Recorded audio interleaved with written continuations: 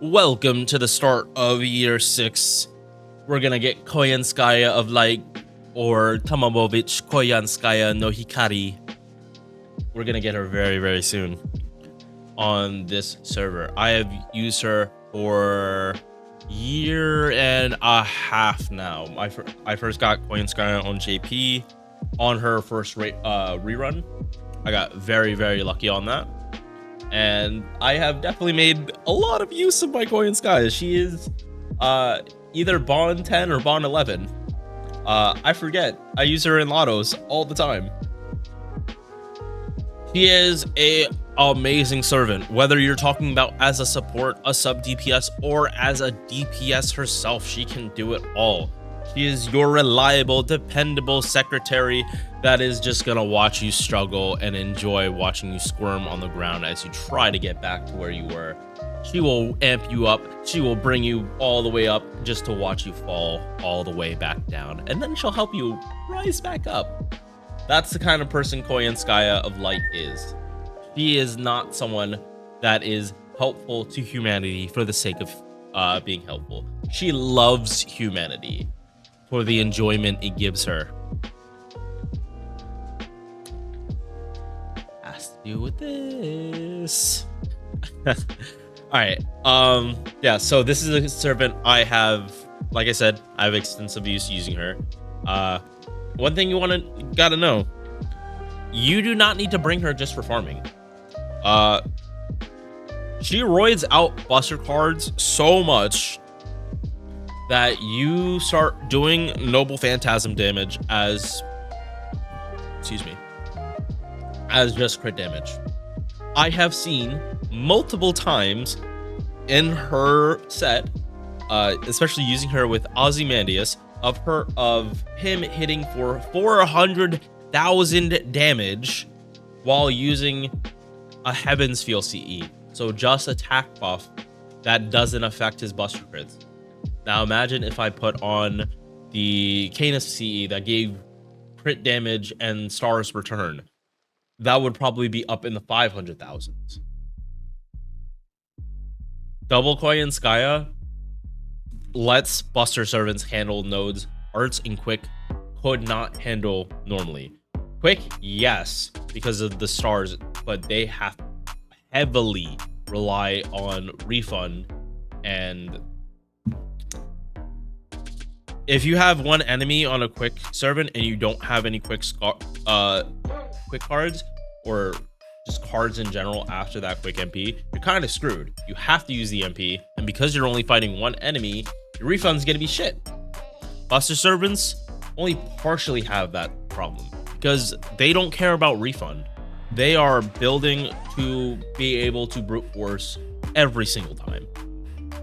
You are reloading like the full 300 battery that you need to be able to MP 3 turns in a row. Koyanskaya enables this. Oberon solidifies it. Let us get started. Base attack 11.6k. It is above the midpoint for 5 stars. This is a good thing. Is it 12k? No, but just remember how many servants are below 11.5. You have Muramasa, Jolter, Jiniko, Bunny Toria, Kishiwong. All those are like tanky servants that like kind of can do the job. Muramasa is one of the best farmers. Like for like how like his ramp up and everything. Like one of the best Black Rail loopers for what it does for him. Koyanskaya, she is above that. Even with the assassin negative damage modifier of 0.9, that means she does 10% less damage than someone at the same exact attack. HP low. She's gonna die. She's gonna die. Her skills hurt. One of her skills hurts her HP. She provides 0 protection. If you are used to doing like esports min turn, Koyanskaya is a good unit for it because she literally provides no defense and actively brings her HP lower. In bosses with a lot of AoE hits, she's going to go down quick, and a new buffer is going to come in very soon.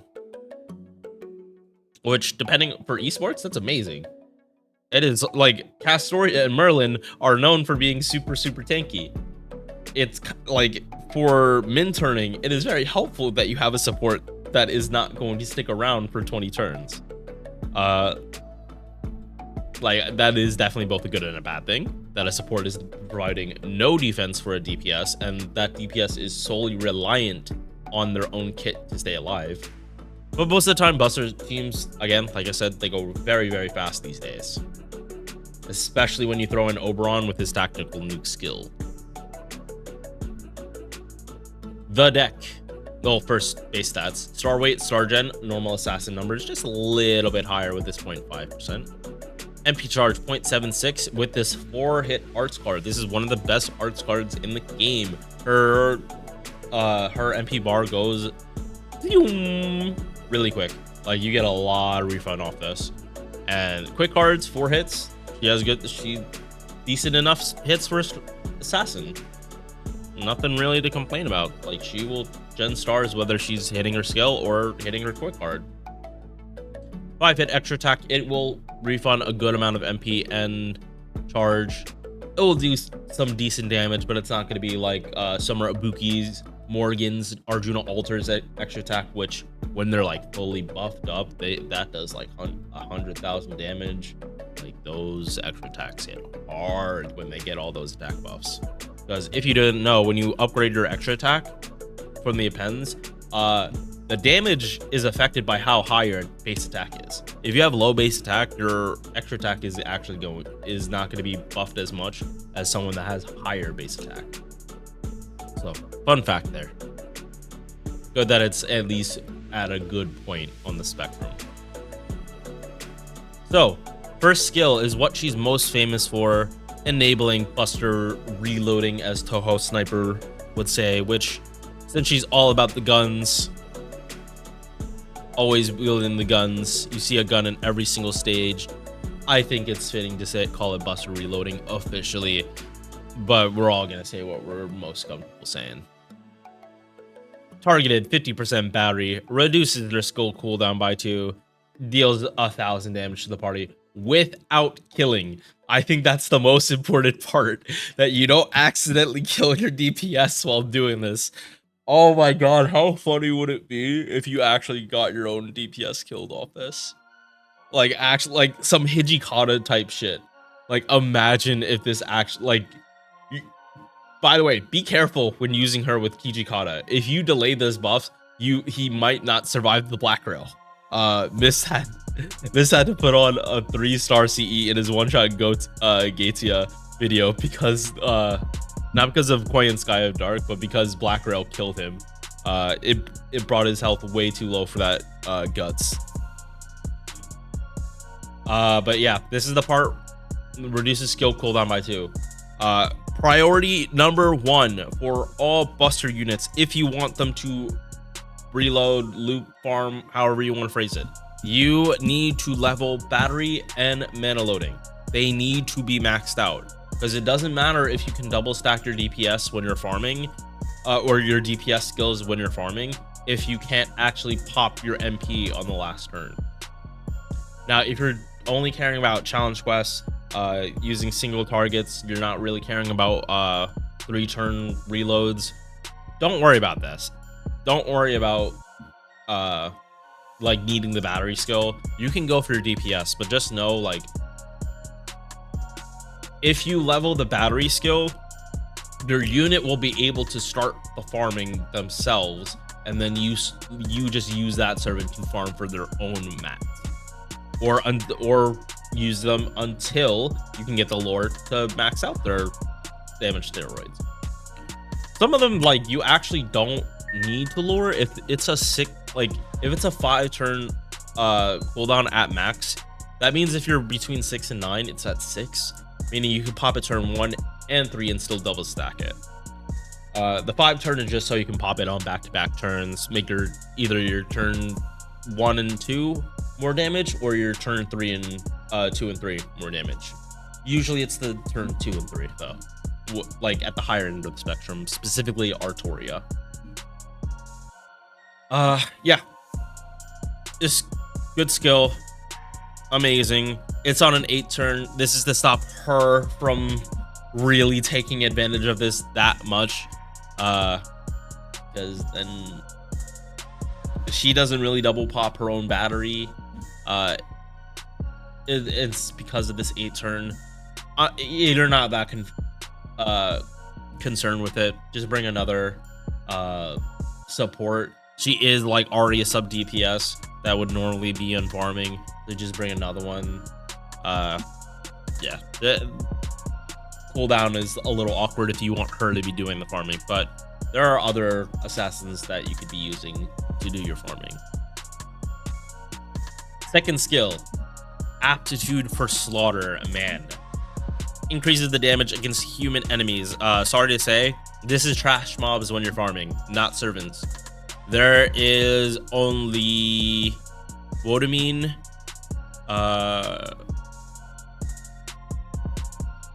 yeah, it's trash mobs, which, I mean, for farming, like, are you gonna say no to free damage against whatever you're fighting? If you like seeing big numbers, your farmer is gonna show big numbers against trash ads. Is it the most impactful thing in your kit? No. This is power mod against man attribute enemies. This works on servants. I think the only oh, it actually works on a Scali? Oh, cool. That's a Lost Belt 7 thing. I think Li Shuwen also has Li Shuwen also accounts for it from Lost Belt 3. But man attribute servants, there are a lot. This her paired with Morgan gives Morgan a power mod and super effective mod damage against man attribute enemies. It is why Morgan, when you're fighting man attribute enemies, is literally the best farmer. She's literally double dipping in her own niche with Koyanskaya. Next part of this skill is really what helps Buster servants function more in challenge quests.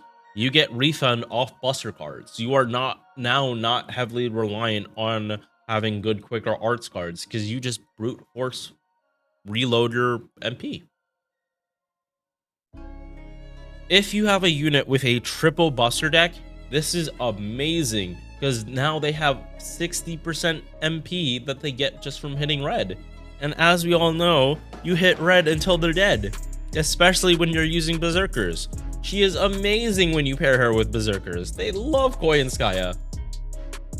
So 50% damage on the power mods, 10% MP battery per Buster card hit, but you're using 2 Koyanskaya, so it's really 20. Also a 20 star bomb. So this is kind of, you do need to space this out.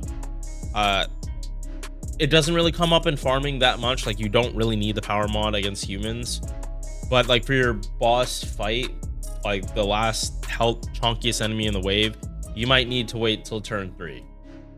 That also comes with the caveat that sometimes you might not kill wave 2 because you don't have this power mod. Say there's like a servant in wave 2, you might need to pop this sooner, but you have 2 of them, so it's okay if you use one on turn 2 and the other on turn 3 or on turn 1, because Oberon gives stars on his battery too. 6 turn cooldown. We're looking good here. Third skill. This is similar to Hero Creation of Merlin, but built for the current era. 50% Buster up, the standard for any support to be giving. Any 5-star support, I should say. Ups Buster crit damage 50%. Now Merlin's is 100% for 1 turn for all cards. She has 50% Buster for 3 turns. I think this is a very fair trade-off. You're trading lethality for consistency, and Koyanskaya is all about making your Buster servants way more consistent than they ever were.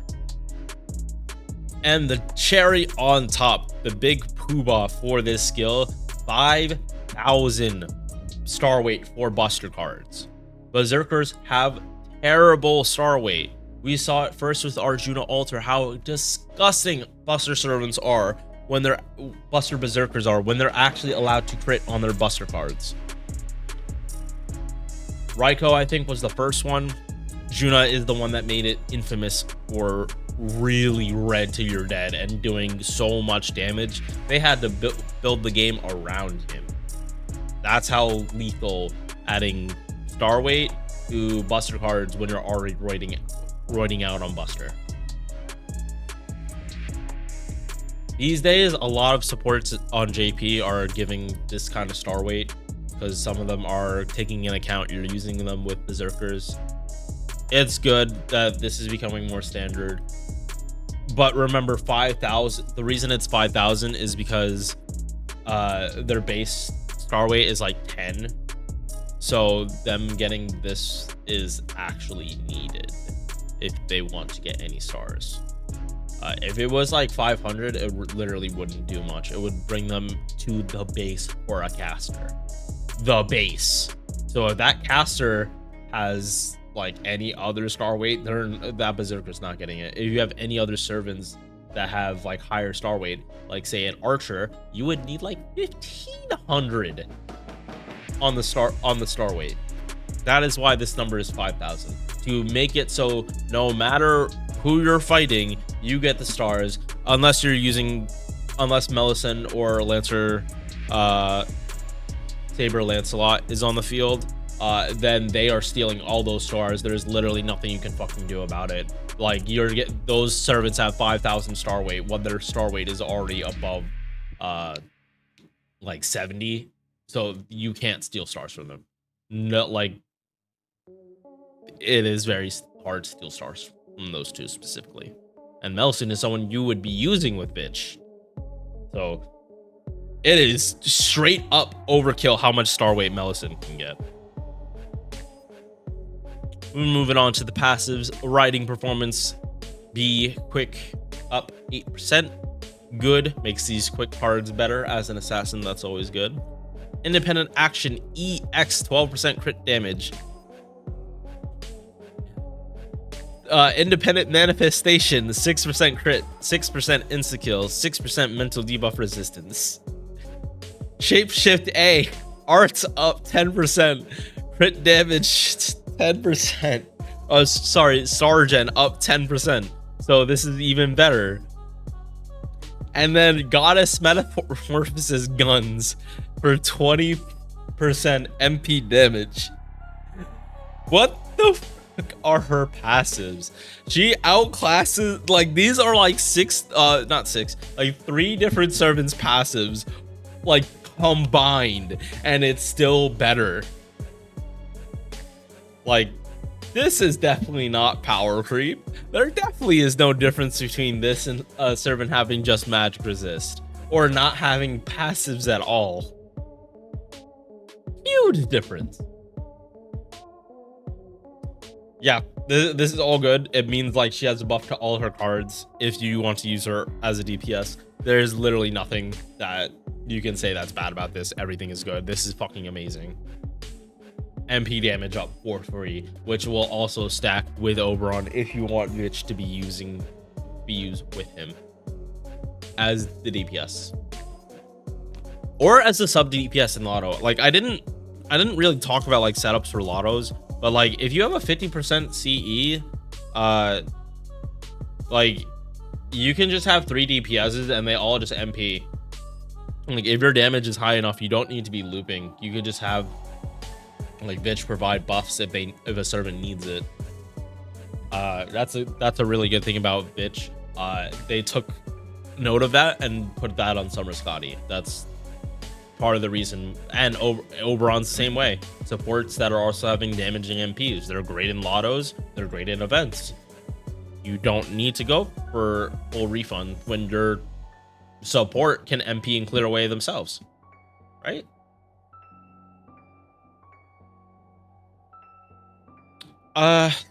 So it really depends for her. Don't really matter. For me, I go mana loading just because utility. Again, the lotto event stuff. If you use her with her other form, Tamamo Koyanskaya no Yami, or Koyanskaya of Darkness, she has an AoE 30% battery. That combined with this means that if the event C is 50%, you pop Koyanskaya of Dark skill, all 3 of your DPSs are ready to MP already. So you literally can use servants that do not have charge at all and use them in an event and just like clear through waves pretty quickly. You don't need to go for like boonga boonga damage. You can let other servants get bond points themselves. Again, that's only theoretical. You level what you want. If you want your Koyanskaya to be DPS too, level this extra attack. It will make it so much better. It'll just increase, like, she has very good base stats, and extra attack just makes it far better. The question is, are you going to be getting a whole lot of brave chains with Koyanskaya? For me, I see it pretty often, but it's not something I truly actively go for if I'm farming. Now we're on to the MP. 8 hit buster AoE ups her attack 20%. Because sure, why not? She has this as built into the kit, and then she has this as a passive. Like, that is like, some servants don't even have that in their skills, and she has it like just for free. Oh, power creep, man. They don't buff servants enough. They don't buff servants enough for the rate that they're going. Guaranteed drain, 1 tick, and just like OG Tamamo, she charges the party on the back end. With overcharge, you get more. 10% is 10%. It's nice. Is it needed? No. Is it nice she has it? Yes. He's good. And again, if you're using, like, you could put her on the tail end and then like their buster unit, they got a little more charge. If they have a weaker battery, say 20%, if you happen to plan for this, that our MP doesn't kill the next wave, you pop Tamamo. Now suddenly they're actually able to be used in a Devil Koyanskaya system. That requires such damage tuning, though, that is pretty much unrealistic in every scenario. Like, you're pretty much planning for you not to kill what you're fighting. And for me, I don't like that. I don't like planning that I'm going to fail. I like to plan that I'm going to win.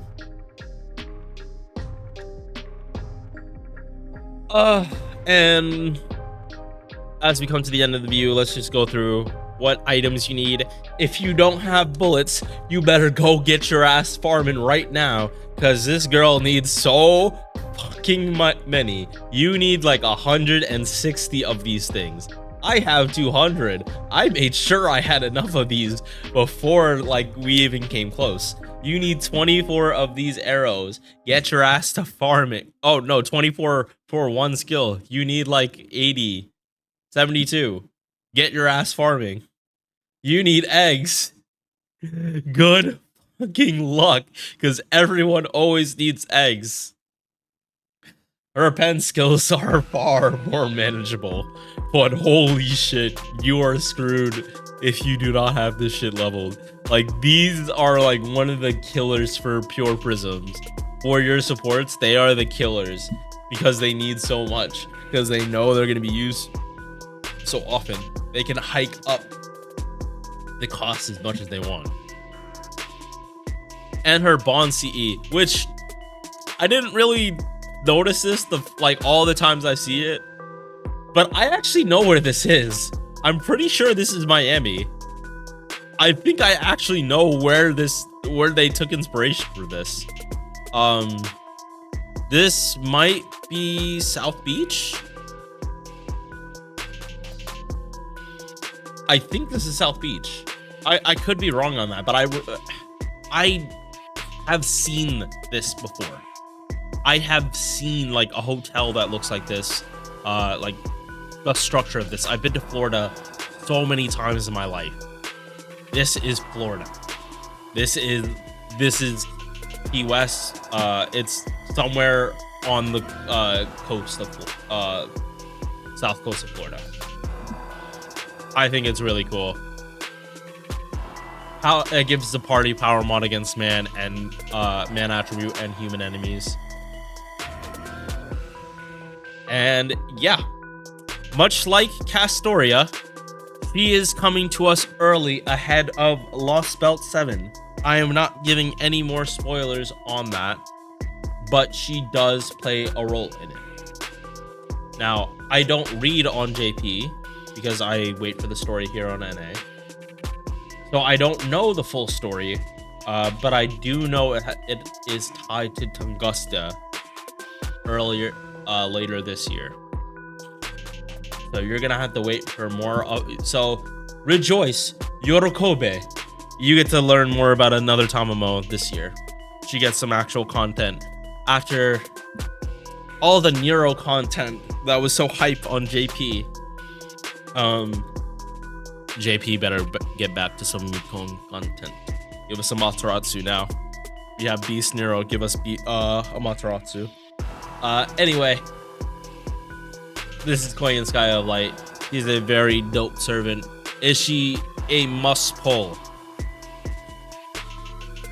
As proven in some of the videos, she is not a must pull, but you are literally hurting all kinds of farming that you could do with Buster Servants if you don't get one for yourself. Yes, I think Oberon is a bigger priority because he can help. You can Buster farm with double Oberon for most Buster Servants. The damage just isn't going to be good. Or not double Oberon. Without a Koyanskaya, like Waver, Koyanskaya, Oberon. You can do that. Damage is not going to be there because the main appeal for Buster reloading is double popping skills. If you don't have 2 Koyanskayas, that's not possible. Or if it is possible, you can't plug suit. You have to use Atlas.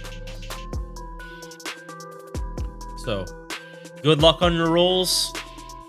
I